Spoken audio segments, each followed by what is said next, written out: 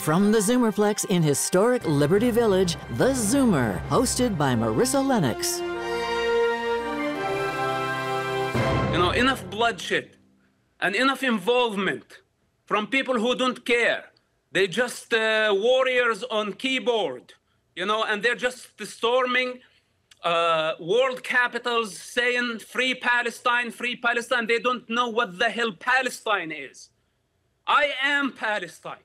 And I say it's enough of Hamas.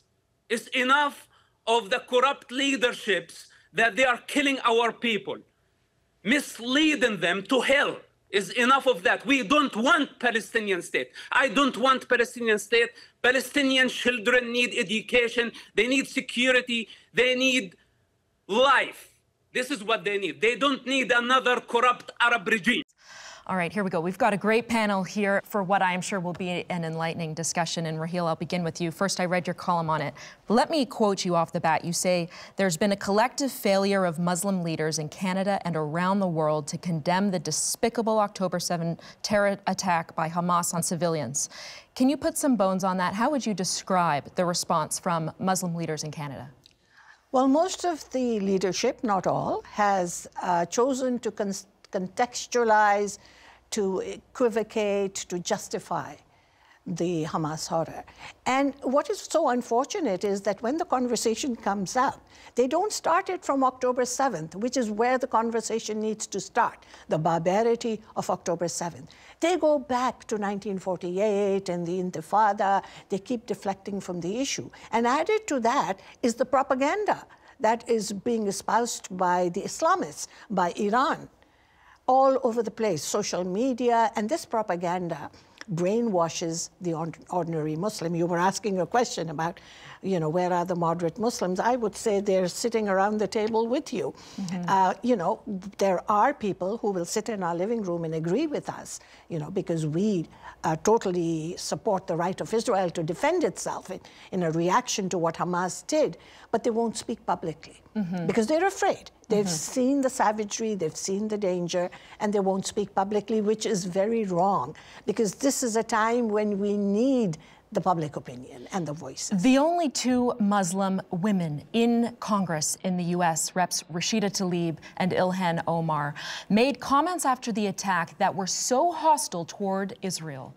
that the White House press secretary called them repugnant. You are running against Ilhan Omar as a Republican.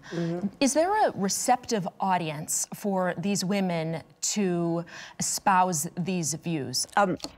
You know, the problem is not because they're Muslims. The problem is because they're progressives. And there is this big, strong alliance between, and let me be very careful when I say Islamists, not Muslims, because we cannot accuse just a religion, Muslim.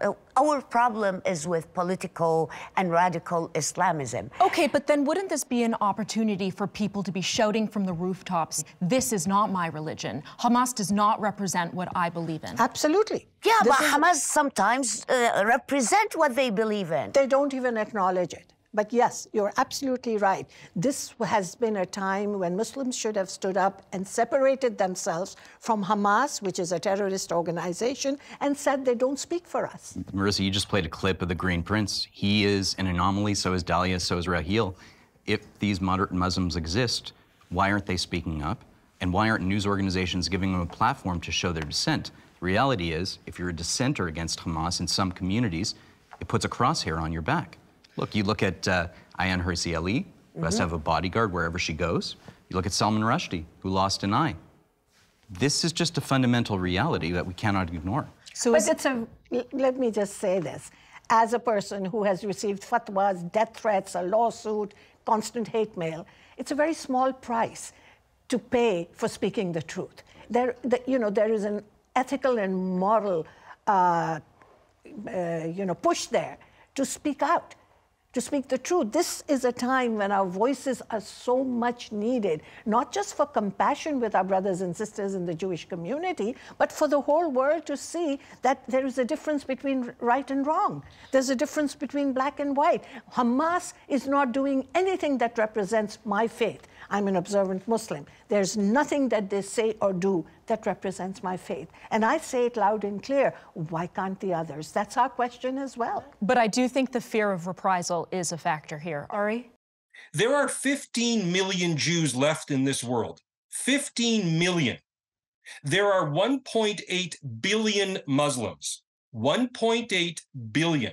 I'm sorry, everybody can, bring out, I have a good friend, and we all agree that there are many moderates and your panel has them. But look, if any Jew or Jewish army paraded a raped, disfigured, dismembered soldier or woman through Tel Aviv, or through Bathurst and Wilson, or through Montreal's Jewish area, and Jews were celebrating it, I can assure you that every Jew in the world would be on Twitter, The Star, every news organization calling for the absolute murder and capital punishment of the savages that would torture people. Isn't it interesting that there's a deathly, deathly silence from 1.8 billion people about what we're seeing live on anti-social media? I never call it social media. There's a deathly silence, and the only people that aren't silent are 4 or 5 or 10 or 15 brave people speaking out at the threat of death. What about the other 1.8 billion? Oh, that's right. We can't talk about it because if we do, we'll be called phobic. Okay, Ari, hang on. We're going to come back to this on the other side, so don't go away.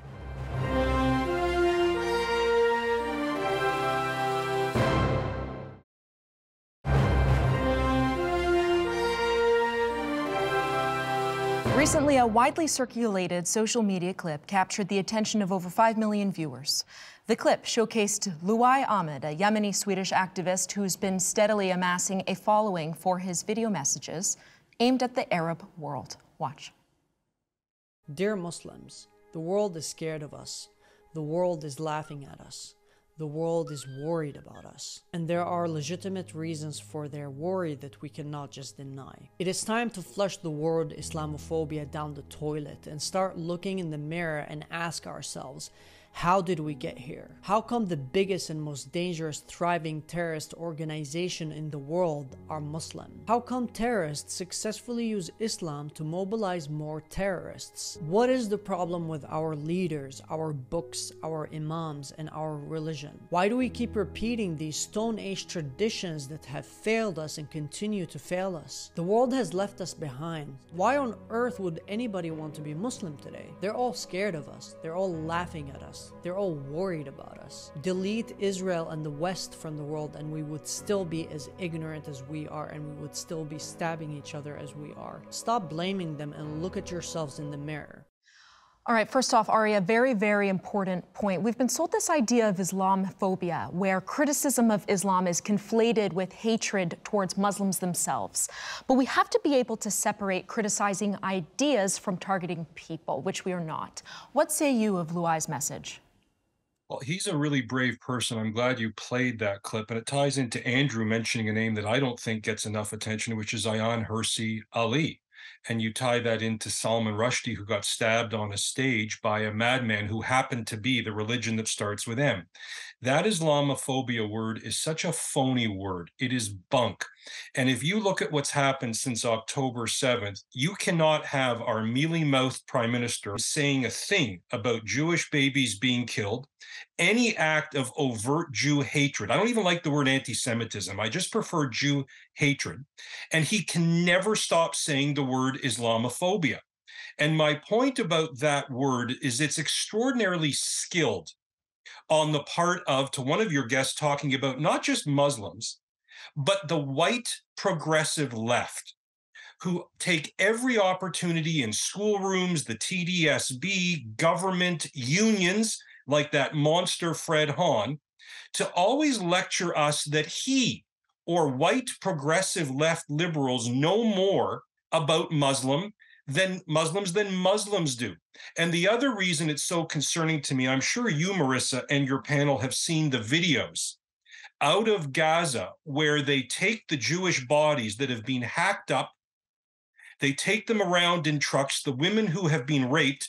Mind you, we're in the Me Too age where you're to believe all women unless they're Jewish.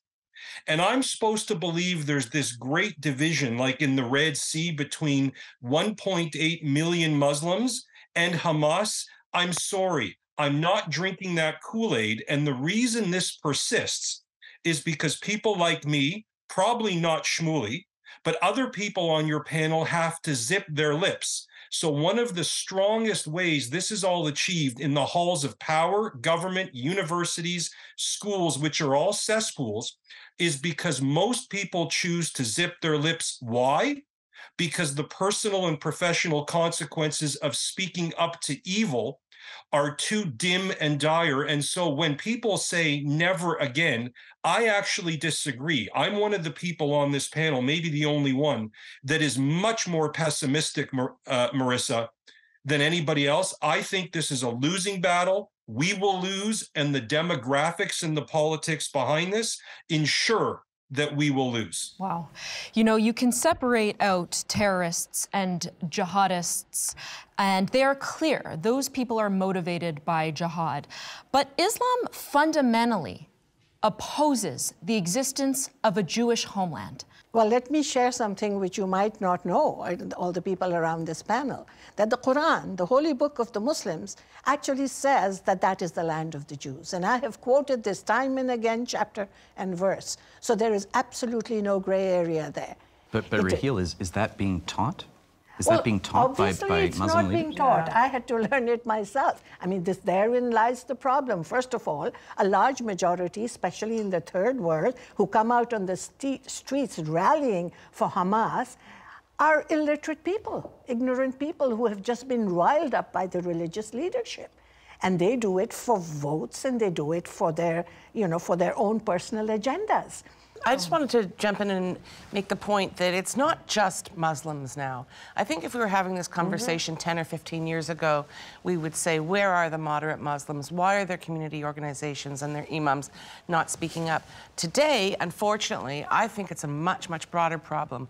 I look at Canada and I say, where is my leadership? Not the Muslim community. What is the tone being set at the top by my Prime Minister, Justin Trudeau? What is the tone being set by his cabinet colleagues? What are they doing and saying? We do not, in the West, understand the reality of political Islamism, and it has taken hold of many of our leaders. It has taken hold of our minds. You used the word which just makes me crazy at the beginning, Raheel, that they now, Muslims, contextualize. The equivalency thing, everything has to kind of be equal. It's not. Rabbi? I completely agree with that. I think when we use the word progressives or when we use the word Muslims, we're actually removing individual agency and freedom of choice.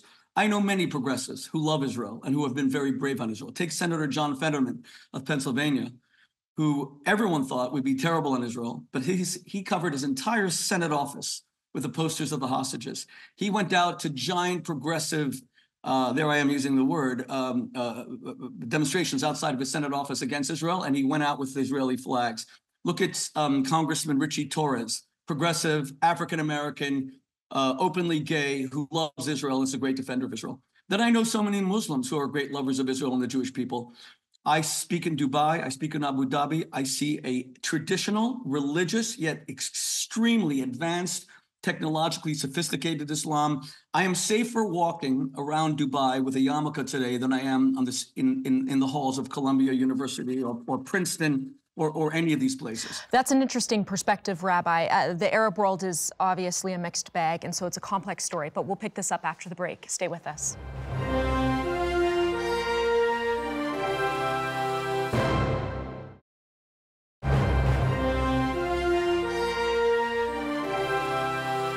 Rabbi, just before the break, you made a point about feeling safer in the UAE than at Princeton. I want to pick up on that. There's a lot of talk about moral equivalence in this war. What is your reaction to the Prime Minister of Canada urging Israel to exercise restraint and to stop killing babies? Justin Trudeau disgraced himself and Canada when he called on Israel to stop killing babies. Mr. Trudeau, let me address myself directly to you. Canada was so brave in the Second World War, it sent its soldiers across the Atlantic to fight the greatest evil the world had ever seen, Adolf Hitler. Do you know how that war was fought? Winston Churchill, the greatest statesman of the 20th century, carpet bombed Dresden, Essen, Cologne, Berlin. He flattened them into parking lots.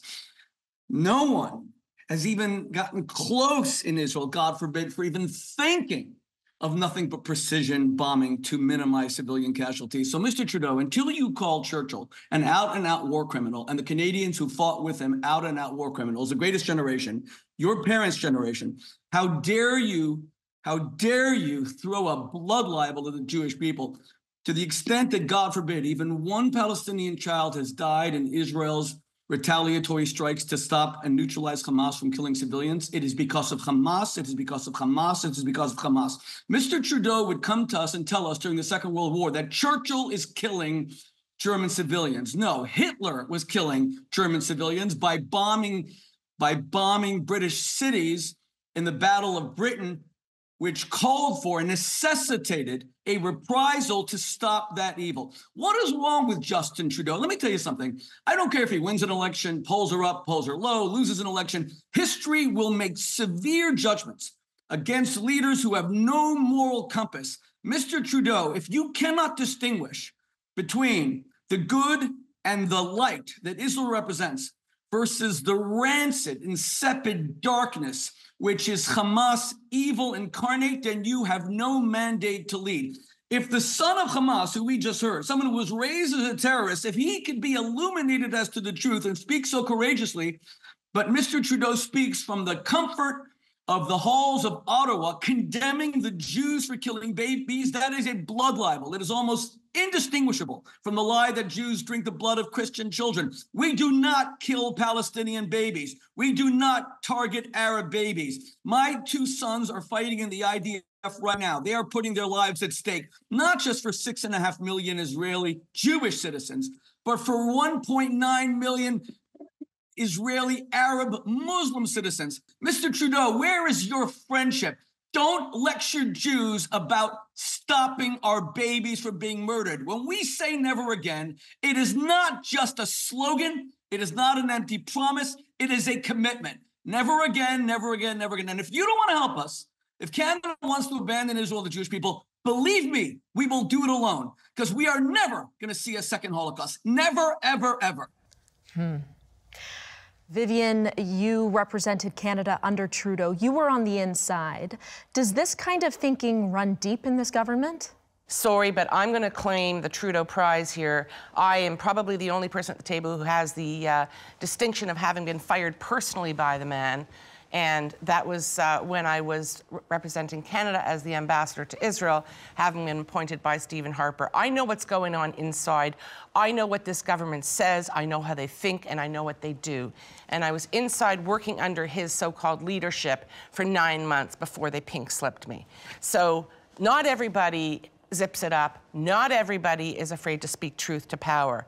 But we have had a very singular and exceptional time in the last 8 years in this country, in Canada. And what we've had is the convergence of what I will call, I'm not concerned about Islam, I'm concerned about political Islam. Absolutely. Right? And political Islam is what has captured the imagination of the so-called progressive left in Canada and most of the Western world. And there is absolutely nothing progressive about them. They are as extreme as the right-wing fascists they hate. They're more like Stalinists than they are progressive left. I'm progressive. I have progressive liberal values. Just like Human Rights Watch and other NGOs have stolen the language of human rights from us so that we can't have a proper conversation about this. They've hijacked human rights languages, they've hijacked human rights organizations, and they have become absolutely besotted with this sick, twisted, hateful political Islamism. And that is what we are fighting. And I just want to, on my great, as a Jewish Canadian, sorry, Rabbi, I get to do this one on Justin, because I've been going at him in print and on radio and on TV for 8 years. So yeah, this is my prize. Justin Trudeau, October 7, just to keep it real. October 7, Barzilai Hospital in Ashkelon in Israel was bombed. It was hit multiple times by rockets, Hamas rockets, or PIDJ, who cares? Justin Trudeau took more time than any other Western leader to come out and say anything about that attack. He took over 24 hours, and it was for him strong, I guess, when it comes to Jews, but it was like, yeah, this is kind of bad, and gee, terrible, that attack shouldn't have happened. Not a mention of war crimes. But boy, was he quick to pull the trigger on that fake blood libel that Israel had bombed a hospital in Gaza a few days later, which turns out hadn't really happened. It was complete fiction. Then, you know, he's just kept up his kind of like very bizarre schizophrenic pace. But the thing that got him, just I want to finish with this, with what got him in big trouble when he came out with his baby killer thing last week, and Bibi, and I'm not a Bibi fan, but Bibi slapped him down good and hard, and so did most Western leaders.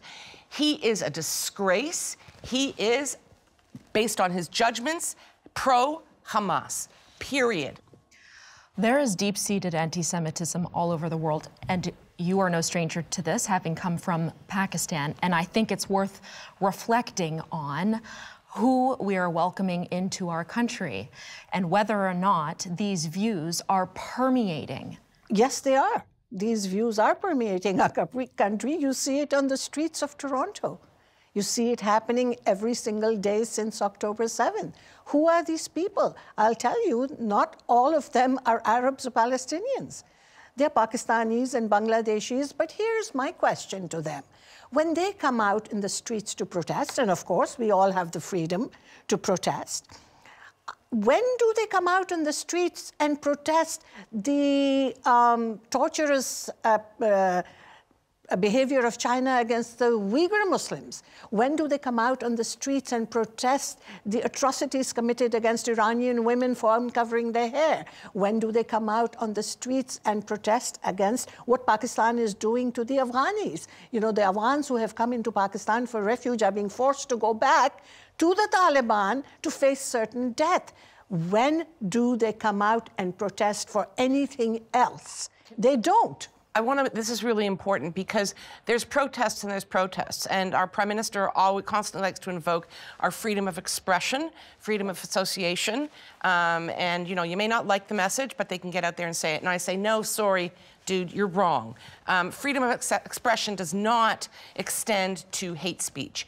And when these protesters, as they have been, go out into our streets and they call for the annihilation of Israel, they call from the river to the sea, they call for the murder of Jews worldwide, when they target and vandalize and threaten Jewish-owned business, that is not contemplated to be protected by either our criminal law or our Charter of Rights and Freedoms. I am all for free speech, but are there not legal consequences for waving Hamas flags or inciting murder at these protests, Ari? Well, that's a great question, and I've commented on that extensively, Marissa, in the last few weeks, that they're content to have the biggest waste of time trial in what's called the Freedom Convoy, which is on day 4,978 for a mischief charge, but the Toronto police brass, the Ottawa police brass, the Montreal police brass, the Calgary police brass are all content to let people walk around with Hamas or Palestinian flags. By the way, this is in Canada, where there seems to be a lack of a Canadian flag or identity anymore. We can go right back to Trudeau. And by the way, his father, which began this with the Charter of Rights and Freedoms, which seemed to make everybody think there's no responsibility. So there's a cowardice in the police brass that I think is leaving it open season to Jews, let alone the Toronto District School Boards and other unions. All right, Ari, hang on. We're going to build on that when we come back. We'll take a closer look as well at what's going on in our schools next.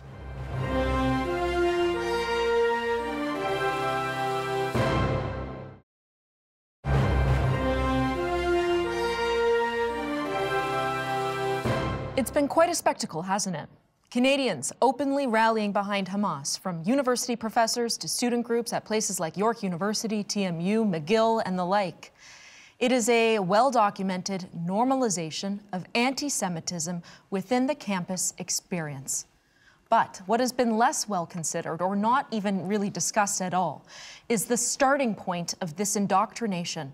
Just consider 2,000 parents in Toronto wrote a letter to the TDSB reporting that their kids faced Nazi salutes, swastikas, Jewish stars placed on desks to single out and terrify Jewish children. Let that sink in. These horrors are unfolding in our grade schools, and you are no stranger to this, Vivian. I'm not. I have to say that this Jew hatred, anti-Semitism has been thriving in the TDSB for a lot longer, since long before October 7th.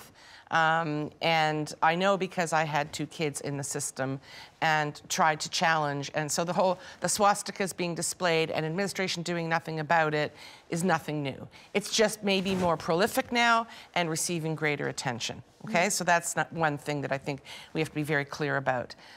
This sort of, progressive, which I don't buy, but this progressive, hard left, anti-Semitic, woke, critical race theory thing that's taken hold of our TDSB and universities has Jews as all white, which they're not, and at the apex of the oppression pyramid. Okay, so Jews are the worst oppressors in the world, settlers, colonialists. We're bad, we're really bad. And this is the kind of, theory that TDSB builds on in all of its pedagogy, and also universities, and also much of the government, by the way. These are kids in SK to 6, and they're being really badly bullied. How so? They're being told that Hamas, that if I'm one of them, they're Muslim kids, I'm going to do to you, Jewish kid, what Hamas did to the Israelis. There are little gangs, they swarm them. There have been assaults. Swastikas and that sort of thing on the wall is nothing. Look down at the floor when you speak to me. You're not a Muslim. You can't look me in the eye. Oh my Where's God. This coming from? Well, this has to be, these are kids in grades, in SK to 6. And this is one particular area of Toronto that's quite heavily Jewish, and I've become very involved both with the administration and the parents on this. It's coming from the home. It's certainly not coming from the school. Hate is born from nurture, not nature. We know this. It's not coming, anywhere. Why is it ubiquitous? Because it's what's being spoon-fed to these kids, whether from their parents, whether from their teachers, whether from the media. And what it's translating, it's becoming normalized, then it's becoming weaponized. And I think to Ari's comment earlier, I don't think any of us are really surprised about the hate that is everywhere. What we are a little bit surprised is that there are no consequences for hate. Exactly. That's the biggest issue. When you go to Montreal and you've got a hate preacher who goes on the street in front of hundreds of people, his name's Adil Cherkaoui, calls for the genocide of the Zionists, AKA the Jews, and as of yet, there's been no criminal charges filed. That is, and what's the natural causation? I think it was yesterday, the day before, Molotov cocktails thrown at Jewish institutions, right. Shots fired at Jewish buildings, Jews assaulted at Concordia. This is what fans the flames of hatred, whether it's dog whistles and statements like that, or outright calls of incitement to genocide, because that's what we're talking about. Rabbi, you have young kids. Is this ugliness something that hits close to home for you? Are you kidding? I have 9 children, thank God. I have 10 grandchildren, thank God. And my son-in-law, we have Shabbat dinner, the whole family's together Friday night every week. Try to, if I can get my son-in-law to like me enough. My son-in-law was almost crying at the table. He's a physician, he's a radiologist, he saves lives every day. And he said, I'm not sad and upset because of October 7th. That's a tragedy, it's a massacre, we'll have to survive and move on. He said, I'm sad and upset that I'm raising my children in a world where they are going to have to hide their yarmulkes, where they're going to have to become the Illuminati. Jews are becoming a secret society. I just came from London, where on Piers Morgan, I debated one of the most rancid, disgusting Islamists, a guy named Muhammad Hijab, who openly speaks about how the Quran allows sex with 5-year-old girls. I kid you not. He says that AIDS is a punishment from God to destroy gays. He's never been investigated for this kind of stuff by Scotland Yard. He posted a picture of my son in the IDF in a body bag, if you could even imagine, God forbid. And he's never been investigated. Could you imagine that my children and grandchildren in the United States of America have to be afraid of wearing a yarmulke or a Magen David? If you go to, it's in the United States, in New York, you still see some kippot. But if you go to London, Brussels, Paris, Madrid, you won't see one yarmulke. 80 years after the Holocaust. Am I worried about it? I'm terrified about it. But I have to tell you something. It's time for us Jews to also take some personal responsibility and show accountability. We have to show psychological fearlessness. We have to show that we're not afraid. We have a surge of anti-Semitism in our schools. At the same time, we just saw the arrest of a man, a TDSB teacher, for the vandalism, the anti-Semitic vandalism at the downtown Toronto Indigo bookstore. Should we be connecting the dots here? Well, we have to connect the dots, and here's why. I've walked the tracks at Auschwitz. I wanted to do that when I was 21 years old. I've gone to Ground Zero. I've gone to the 9/11 Museum. I have more knowledge in my pinky finger about these issues than any of these woke 21-year-olds who are living off the bank of mommy and daddy who know nothing at Brown and Harvard. But I still say to you, Marissa, I know very little about the issues between Israel, Hamas, Gaza. I don't pretend to, but I also know that I was given a brain by whoever created me. I'm not getting into that. And I know a lie when I see it.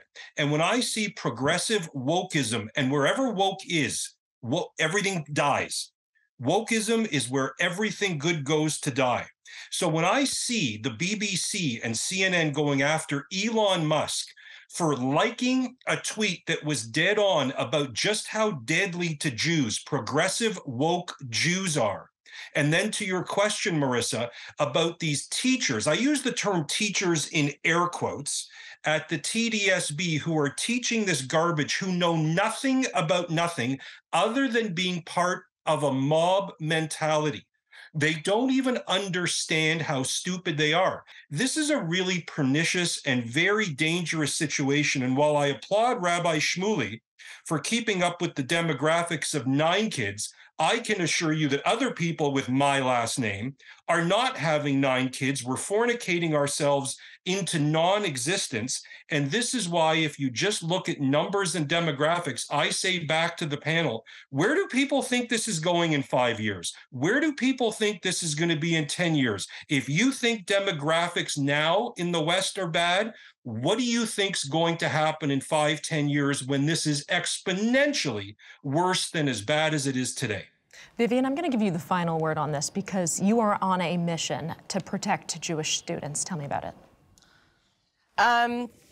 There's a lot that I don't want to talk about publicly, but what I am doing with respect to Jewish students, and in particular in Toronto, is working to force the board to live up to its statutory and regulatory duties. These are just normal parents. I've been at these parent board meetings. I've been horrified. These are parents who are thrown into this situation. They love their children. Their children are being terrorized. They're afraid to go to school. Nobody in the system is defending their interests. Nobody is standing up for them, and nobody is doing what they should. And the bullies come back to school day after day after day and carry on completely freely. No consequences. Zero consequence. Zero consequence. And when you push the administration on consequence, you know what they say? Well, you don't know. Like, everything goes back to this privacy, all this crap. You know what? When I was in school, you did something wrong, you were suspended, you were expelled, you stood in the corner. There were consequences. This whole notion of, oh, we have to protect the privacy of the offending individual is complete garbage. Right, and that is official TDSB policy. All right, we need to take a quick break. We'll be right back. Don't go away.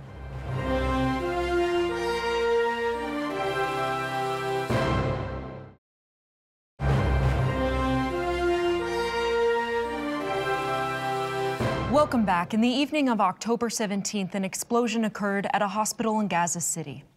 Palestinians quickly blamed Israel. Israel pointed fingers at Hamas. It turned out to be an errant rocket fired toward Israel by Hamas. Despite the truth surfacing, many in the West fell for the terrorists' propaganda. Over the past 2 months, headlines have accused Israel of targeting hospitals, ambulances, and schools. Shockingly, a U.S. lawmaker used a 2013 Syria image to accuse Israel of perpetrating child genocide in Palestine. Misinformation has become a central story here, and a very consequential one. Mike, you dare to tackle this at Honest Reporting, and whether it is a negligence or with intent, how do you do it? What does it take? It takes being able to swallow and stomach a lot of what's going on, which is just disgraceful.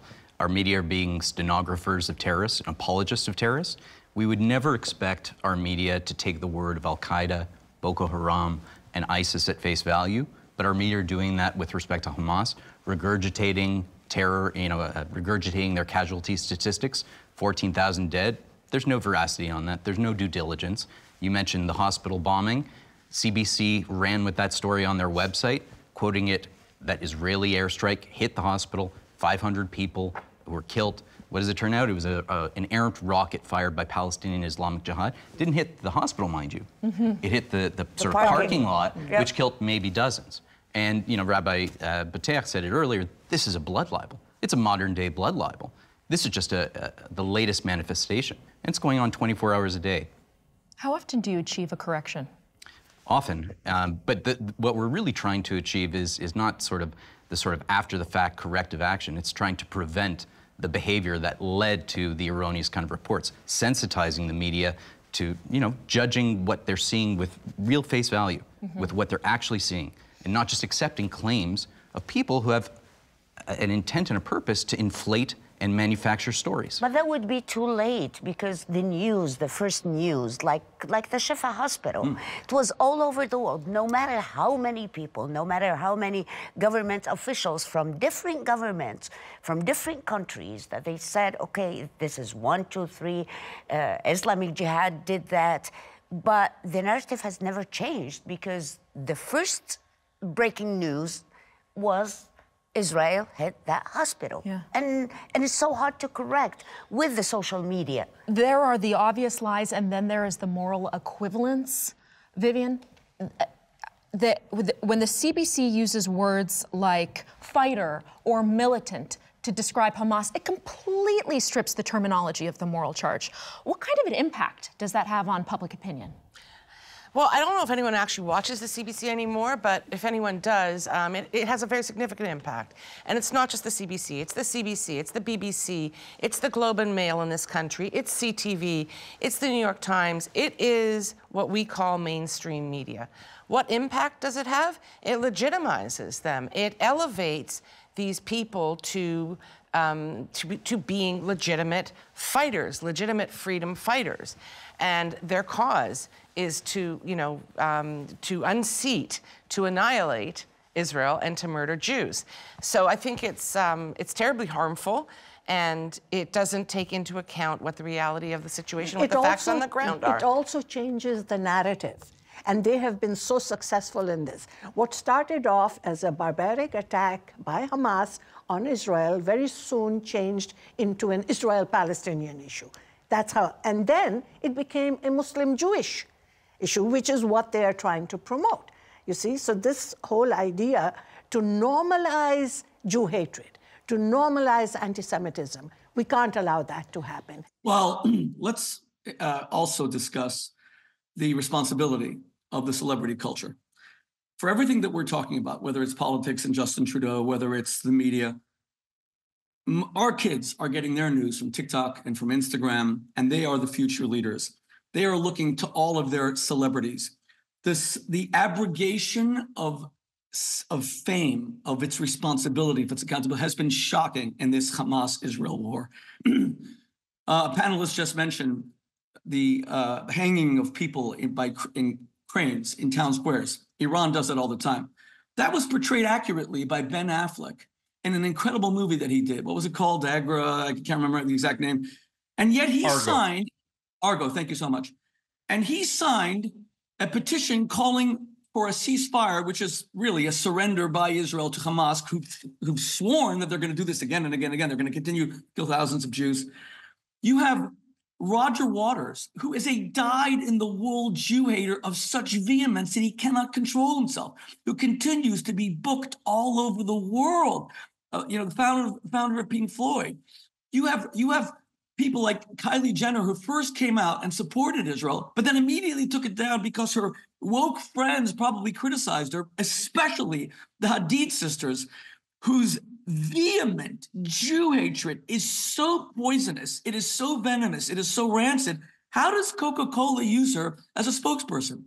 How does Swarovski use them as spokespeople? How does IMG Models continue? Now, I don't believe in canceling people when they just have bad views and disagreeable views. But if these people were out and out racist, calling our African-American brothers and sisters names, they'd be finished in a moment. How can you call Israel murderers and killers? How can you promote a a bloodthirsty genocidal ideology like Hamas as a Hollywood celebrity and survive in the industry. Our children are listening. Our children are absorbing. And that's why you're seeing all of these woke, useful idiots at Harvard and Princeton and NYU parrot these stupid lies about Israel because it's just kind of progressively cool.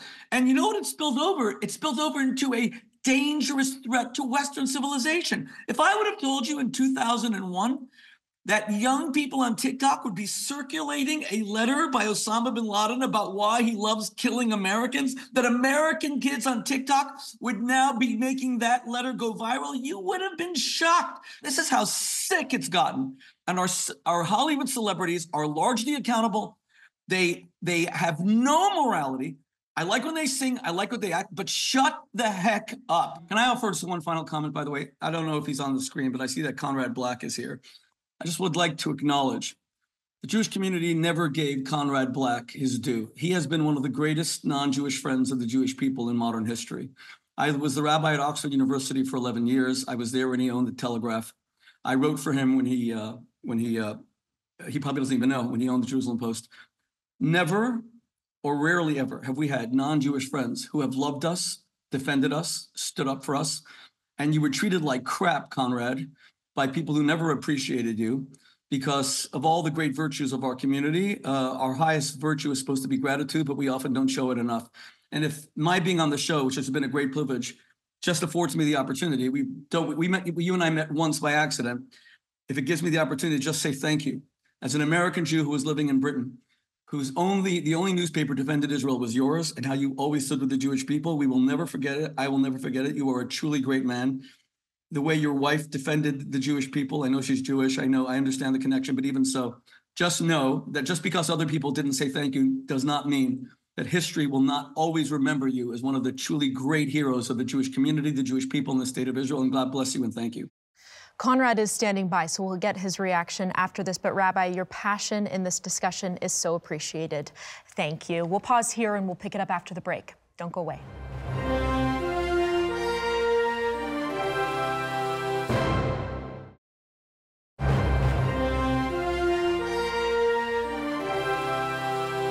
Welcome back, and joining the roundtable is fearless commentator and historian Conrad Black. Conrad, it's always good to see you. I'll get you to first react to the rabbi and also to comment on everything you've heard up to this point. First of all, I want to thank the gentleman for his very gracious remarks about me.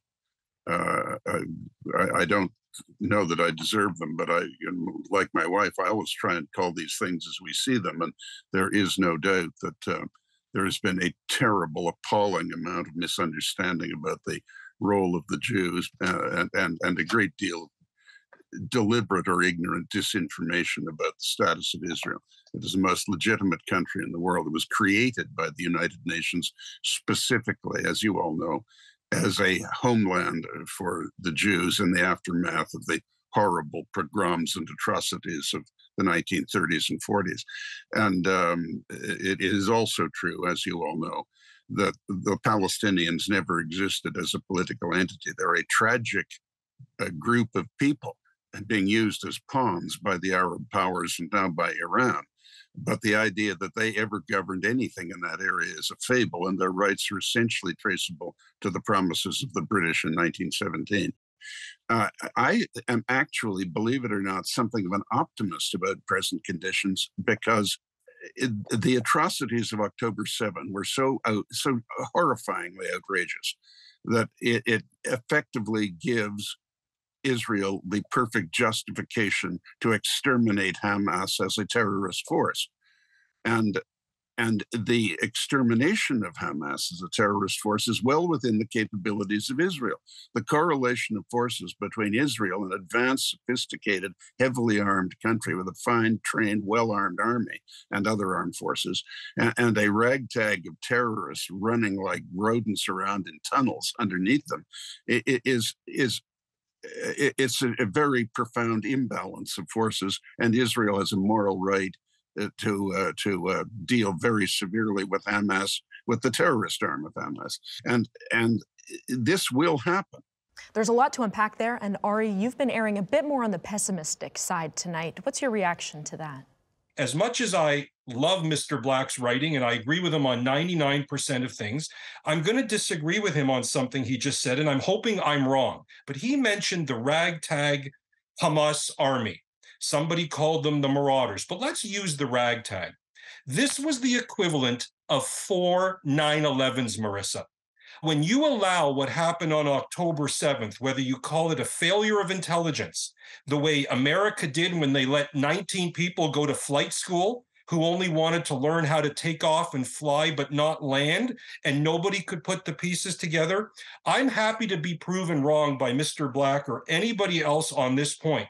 But I do not accept that Israel's Defense Force or army should be seen in the light it once was. And if I'm wrong, it will be even harder for Israel, because as every day passes, you see less and less support from the West, and you see it particularly in countries where immigration has gotten so out of control, Marissa, the Jew hatred that they're importing by the tens of thousands per year. And that makes me increasingly pessimistic that this ragtag group, which really wasn't so ragtag that day, if you look at the carnage and results they had, they've changed the world, Marissa.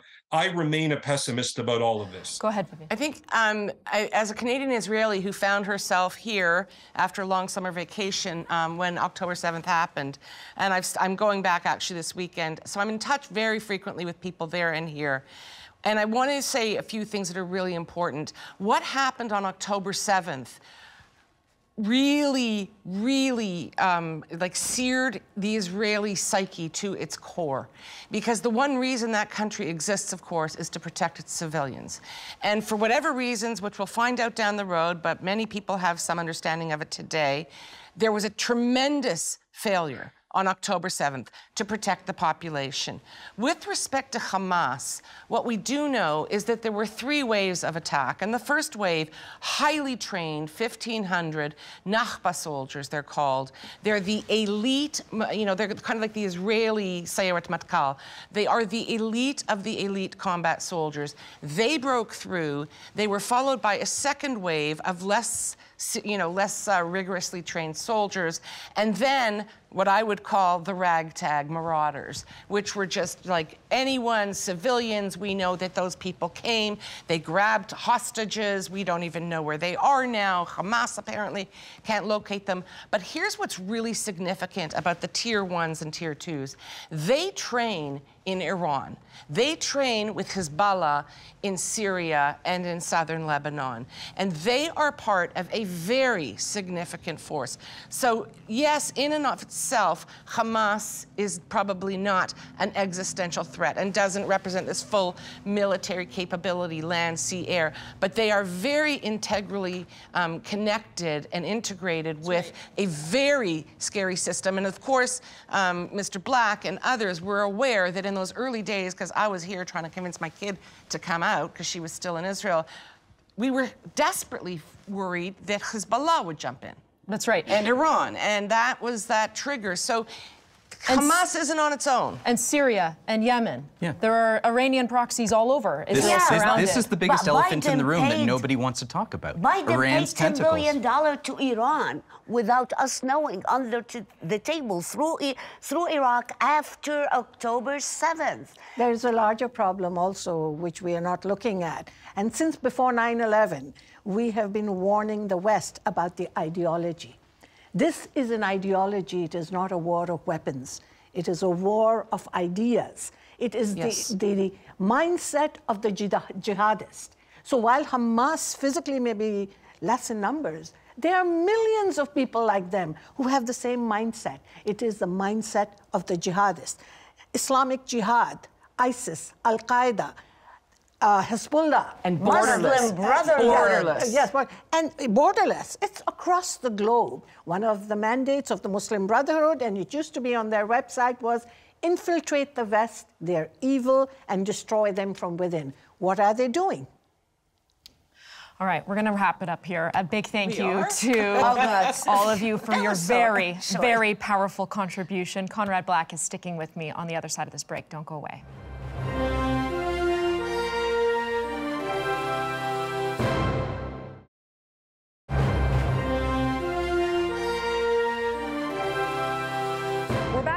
Conrad Black for his take on how the Israel-Hamas war might end, if indeed it can end. And Conrad, I want to start by rolling a clip of one of the Hamas leaders from the safety of Qatar, I might add, perfectly blasé about the loss of civilian life in Gaza. Let's roll it. الشعوب يا أختي العزيزة لا تتحرر بسهولة. الروس قدموا 30 مليون ضحية في الحرب العالمية الثانية حتى يتحرروا من هجوم هتلر عليهم. الشعب الفيتنامي قدم 3 مليون ونصف بني آدم حتى هزموا الأمريكان. أفغانستان هزمت الاتحاد السوفيتي أولا، ثم أمريكا بملايين من الشهداء. الشعب الجزائري 6 ملايين شهيد عبر 130 عاما. الشعب الفلسطيني مثله مثل كل شعوب، ما في شعب يتحرر بدون تضحيات. So this guy is a key player. He's calling shots on terror targets. He's responsible for finances. He's spinning PR. He's worth about $4 billion, all while using Palestinian casualties as a strategic tool. He's hailed as a martyr among anti-Israel groups, but I don't see him exactly rushing to embrace martyrdom himself. Look, I think it's nonsense. You know, I mean, Osama bin Laden said that he passionately wished to die, but that didn't prevent him from hiding like a mole for 10 years, trying to stay alive. And, you know, the Hamas leadership got into the habit of blowing up buses, if you'll recall, in Jerusalem and Tel Aviv. And the then Israeli leader Sharon killed the Hamas leader every time there was a bus blown up. And guess what happened? After 3 such sequences of leaders were killed in retaliation for blowing up buses, they stopped blowing up buses. I mean, they talk about the joy of death, and this man is obviously completely indifferent to other people dying, but he's not so keen on dying himself. It has now come to light that after the United States killed Soleimani, the administration, then President Trump, made it clear that if there was a retaliation for that, the next target would be Khamenei, the Grand Ayatollah of Iran. I mean, it is a myth that they're in any hurry to die themselves. And the majority of Muslims, and I'm one of these people, I have no inhibition at all about referring to Muslims or Islam or anything else, but the majority of them are really not interested in dying, and while they may not like Jews particularly, they're not overwhelmingly preoccupied with Jews as an issue. And so this is an opportunity to eliminate a large section of the most malignant faction, and in doing so, to strike an absolutely vivid, unmistakable example, an exemplary punishment to those who might sympathize. I mean, in the previous session, there was quite naturally and quite rightly reference to other extremely anti-Israeli groups, but Hezbollah is 150,000 people, and they're better equipped than Hamas. They're more numerous, but they are a Lebanese party. They don't like Israel, but they're not particularly dedicated to the destruction of Israel. They're not Palestinians, and they don't claim to be Palestinians. But in any case, Nasrallah, their leader, has made it clear that he wouldn't have done what he did in 2014 if he'd known that Israel would respond as vigorously, and he's not going to touch this one because Israel's made it clear that they'll kill all of Hezbollah too, and Israel could do it. It is in that theater, it's a superpower militarily, and as a number of your previous guests said, the Arab leaders dislike the terrorists at least as much as Israel does. I mean, the terrorists killed Sadat, the terrorists killed the King of Jordan's grandfather. The terrorists have torn Syria and Iraq and Yemen to pieces. There's all sorts of lip service and posturing that goes on, but the fact is Hamas has no friends except Iran, and that is a friendship based on Iran's ability to manipulate Hamas as an irritant to its enemies, not any actual affection that the Iranian regime has for them. Okay, so let's dive into that. You mentioned Syria, Iraq, Yemen. Sure, they don't like the terrorists, but they're also beginning to emerge as a major threat to Israel, particularly as tensions rise on the border with Lebanon. So what does the strategy have to be if you're Israel to restrain Iran's proxy forces? Well, Yemen, Iraq, and Syria are terribly divided countries. They have civil wars going on all the time, and they're in no position as entities to bother Israel at all. Iran is, of course, an important country, but it has practically no air force. It has no way of getting its army into the theater. And if it did, it would be no match for the IDF. But if Iran pushes it much farther, and the Iranians have made it clear they're not going to do it, but if they did, Israel has the bunker buster weapons to destroy the Iranian nuclear program. And, you know, Iran is not a great military power apart from the potential. If they can get a nuclear warhead, they have the rockets and they have the fissile material, but they don't have a warhead. And that does take, you know, a lot of highly skilled technological work to develop. And Israel could stop all that. And Iran knows it. And if you push Israel far enough, they have made it clear that they're going to do truly terrible things. When the first Gulf War was going on, and the Iraqis were firing Scud missiles at Israel, Shamir was then the prime minister of Israel, and he said that if there are any chemical or bacteriological weapons, we'll reply with nuclear weapons. There were no chemical or bacteriological weapons. If we had, in fact, a Muslim population of the world that had hundreds of millions of people who didn't mind dying, they were so hostile to the West and Jews in particular, that would be a terrible problem. But we don't. They can't brainwash more than a handful of people into willingly giving their lives up in a harebrained cause like that. So, the total Muslim population of the world is, I think, approximately 1.5 billion people. Most of them are not particularly unreasonable people, and certainly they're not, potential suicide bomber cases. So, we've got more to deal with than one would think if you just listen to the propaganda that the terrorist leaders are constantly putting out. Like the man you had at the start there, I myself don't know why the Israelis haven't moved against the Hamas leadership in Qatar. I suppose it is because the Americans have asked them not to bother the Qataris, even though the Qatar is no friend of the West. Yeah, no, they're masquerading as an ally while really an enemy. All right, Conrad, hold that thought. We're going to take a break. We'll be right back with more. Stay with us.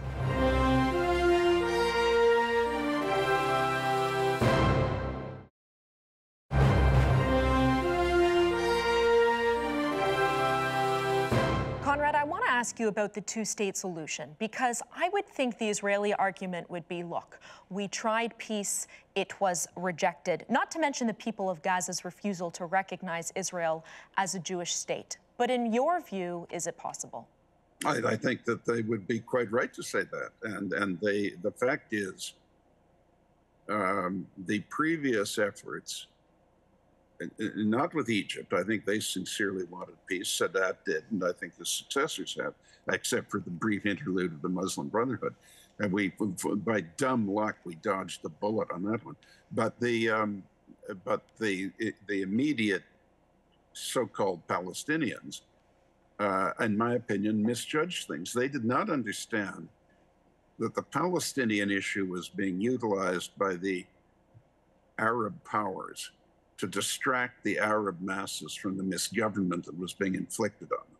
And the non-petro-state Arab governments kept whipping up this Palestinian issue, not because they cared about the Palestinians, but to distract the masses, the so-called Arab street. But when the ancient foes of the Arabs, the Turks and the Persians, the Iranians, started to encroach on the Arab world, the whole game changed, and the Arab powers became much friendlier with Israel as a natural ally and put the Palestinians over the side. So their championship was taken up by the Iranians. Not that the Iranians have any great affection for the Palestinians, but as part of the resumption of what they think to be their historic role of dominating part of the Arab world, not all of North Africa, but in the Middle East. It's like a game of political, racial, geographic, musical or unmusical chairs here. And the motivations, the real motivations, are not at all those that are represented. And it seems to me that the Arab powers, now led by Saudi Arabia, want a settlement with Israel. And they want to settle the Palestinian issue down. Now, you're absolutely right. The Israelis would be right to say, we've tried that. We tried this two-state solution. Palestine could have had their state anytime they wanted in the last 25 years, but not the state they wanted, which was a state that that was built on the elimination of Israel, which is outrageous. There's no legal right to it. There's no historical right to it. The Jews have always been there. The Palestinians have not. The Jews have a state, and they had a kingdom 2,600 years ago.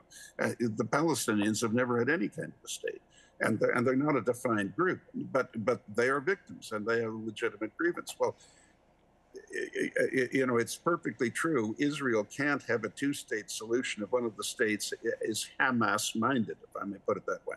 But if Hamas is eliminated, it is, I think, not unlikely that the tired, spavined old chorus of the PLO, discredited though it is, and tainted by the bad faith and the terrorism of Arafat, could finally say, all right, this is the best we're going to do. We want a state.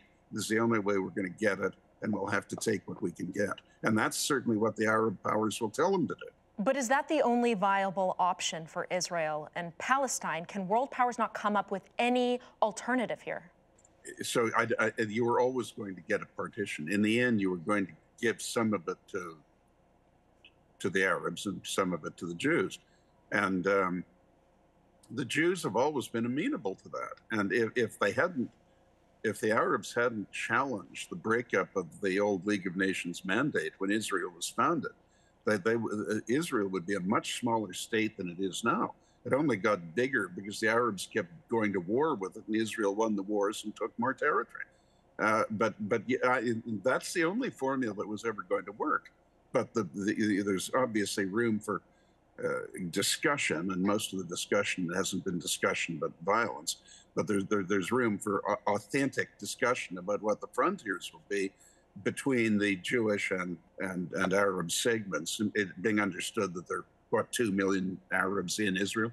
But, you know, so you have to discuss the borders. But I think we saw the outline of it in the Sharm el-Sheikh discussion. And essentially, you make the West Bank narrower, because you can't ask Israel to go back to being 9 miles wide. You make the West Bank narrower, but Gaza deeper, and connect them. And you know, the Palestinians are sort of an elite commercial people, like the Jews and the Lebanese Christians. If you end the war and give them a state and give them some assistance, it'll be quite prosperous quite quickly. They're ingenious people. You've got to get them out of the hands of these terrorists. Right, exactly. They're kept in unending poverty under the rule of Hamas. So what comes next then, Conrad? Is this just the beginning in a clash of civilizations yet to come, as Moses put it at the top of the show? No, I don't think so. And the great powers are not going to have a war. The idea of war between the great powers armed to the teeth with nuclear weapons, by which I mean hydrogen bombs. I mean, weapons of unimaginable destructiveness. It's not going to happen. We're not dealing with, in the case of the principal adversarial countries, China and Russia, pardon me, we're not dealing with fanatics. We're not dealing with lunatics with the sort of romantic idea of war and death. And we're not dealing with ruling groups that have nothing to lose. I mean, the ruling group in Russia are a bunch of very rich people who stole most of the money in Russia, and then stole most, by Western standards, they stole most of the money they have. But they're enjoying their lives. They're enjoying these great yachts of theirs and things, if they're not impounded because of Ukraine. And they are not a sort of self-destructive group. And we're not going to blunder into a war the way we did at the beginning of World War I. I mean, everyone understands that if hydrogen warheads are starting to be fired around, it is simply, it's just not on. No one is going to do that. And the smaller, reckless, more suicidal groups don't possess the ability to bring a kind of chain reaction, general war down on the world.